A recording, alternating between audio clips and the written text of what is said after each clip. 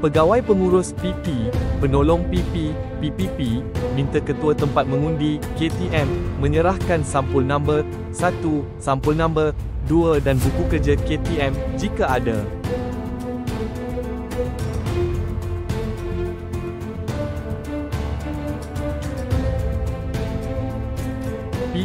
PPP akan mula buka sampul nombor 1 dan sampul nombor 2.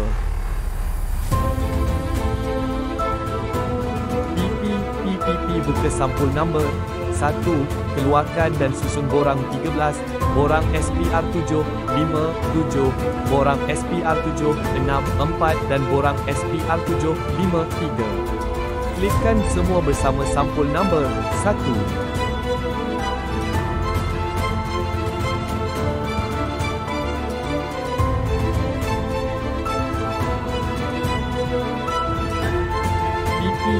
PPP buka sampul nombor 2 dan keluarkan borang 14, klikkan.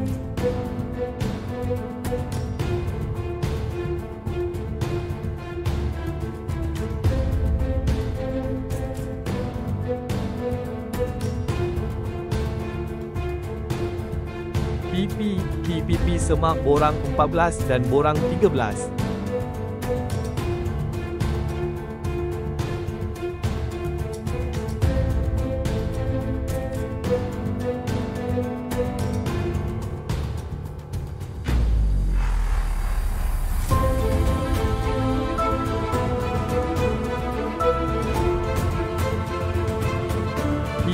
PPP seimak dan pastikan maklumat di bahagian E, borang 13 sama dengan di bahagian A, borang 14.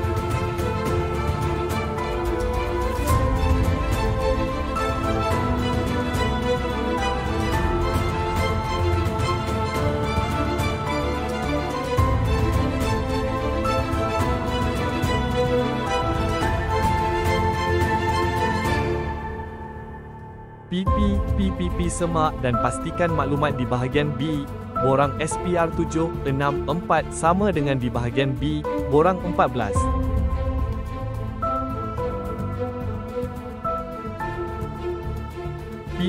PPP semak dan pastikan maklumat di bahagian C, borang SPR7, 6, 4 sama dengan di bahagian C, borang 14.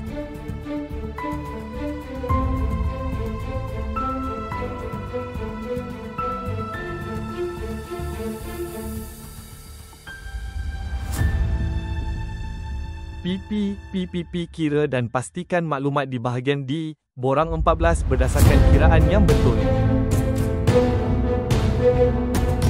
Iaitu D sama dengan A tolak B tolak C.